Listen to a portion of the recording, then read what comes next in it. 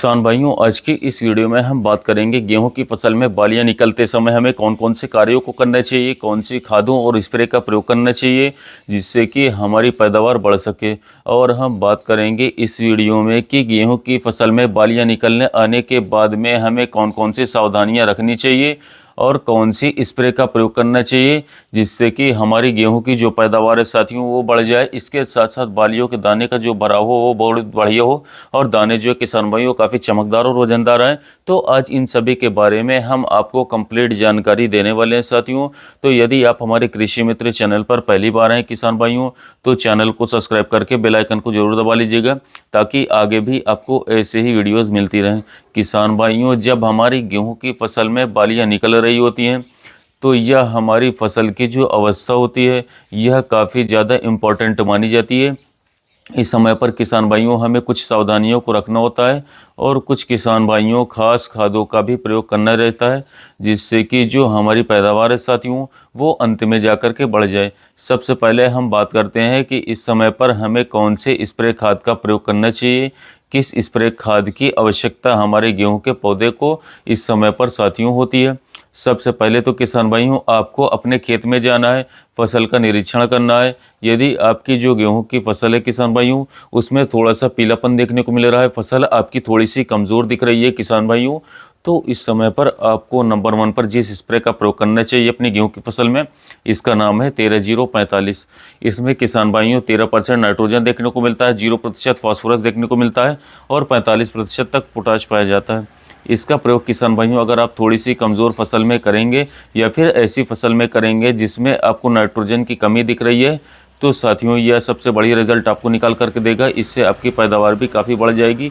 लेकिन यदि आपकी जो गेहूं की फसल है वो हरी भरी है, उसमें पीलापन देखने को नहीं मिल रहा है, फसल आपकी बहुत बढ़िया है, तो इस समय पर आपको किसान भाइयों NPK 13-0-45 की जगह पर NPK 0-52-34 का प्रयोग करना चाहिए साथियों, बहुत ही अच्छा रहेगा।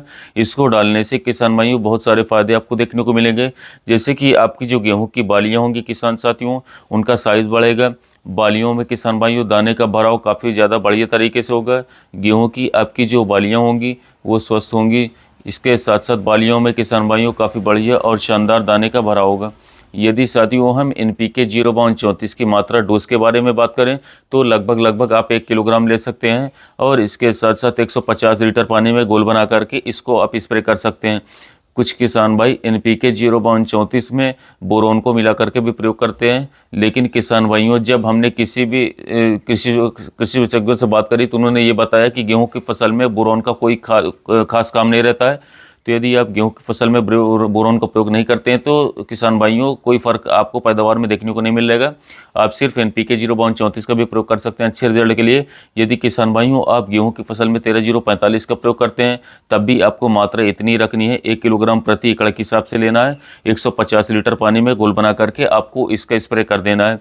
अब हम बात करते हैं किसान भाइयों कि इस समय पर हमको कौन सी सावधानी रखनी चाहिए। किसान भाइयों गेहूं की फसल में बालियां निकलते समय या फिर बालियां जब पूर्णतः निकल जाती हैं, इन दोनों अवस्था पर आपको आपके खेत में किसान भाइयों भरपूर मात्रा में नमी बना करके रखना है। इस समय पर हमारे गेहूं के पौधे को किसान भाइयों जब गेहूं में बालियां निकल रही हैं या फिर बालियां पूर्णतः निकल चुकी हैं, बालियों में दाने का भराव हो रहा होता है, इस समय पर सबसे ज़्यादा आवश्यकता नमी की हमारे गेहूं के पौधे को होती है। तो इस समय पर आपको नमी भी बना करके रखना है। लेकिन यहीं पर भी किसान भाइयों आपको कुछ बातों का और भी ध्यान रखना है, जिससे कि किसान भाइयों अब क्या हो रहा होता है कि अब तेज़ हवाएं चल रही होती हैं दिन में, तो आपको आपके मौसम के हिसाब से सिंचाई करवानी है। अगर आपके क्षेत्र में तेज़ हवाएं चल रही हैं किसान भाइयों तो 1 से 2 दिन का आप इंतज़ार कर लीजिए। जब हवाएं किसान भाइयों धीमी हो जाए उस समय पर आपको सिंचाई करनी चाहिए, नहीं तो आपकी जो गेहूं की फसल है किसान भाइयों वो खेत में बीच बीच में गिर जाएगी, जिससे कि निश्चित ही आपकी जो गेहूं की पैदावार होगी साथियों वो काफ़ी ज़्यादा प्रभावित हो सकती है।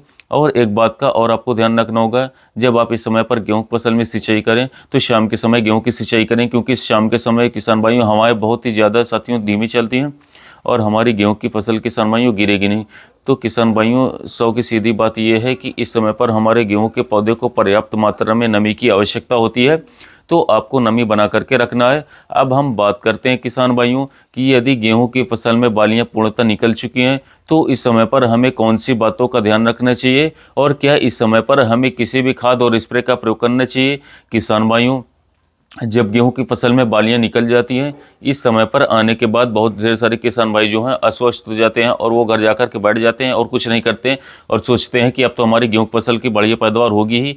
यह बात बिल्कुल सही है किसान भाइयों कि इस समय पर यदि आप किसी भी उर्वरक का प्रयोग नहीं करेंगे तो भी आपकी गेहूं की फसल की जो पैदावार होगी वो काफ़ी ज़्यादा बढ़िया आपको प्राप्त होगी, देखने को मिलेगी। लेकिन किसान भाइयों, यदि हम इसी समय पर मात्र थोड़ा सा खर्च 250 से लेकर के साथियों 270 रुपए तक खर्च और कर देंगे तो किसान भाइयों हमारी जो गेहूं की पैदावार होगी वो 15 से लेकर के 25% तक बढ़ सकती है।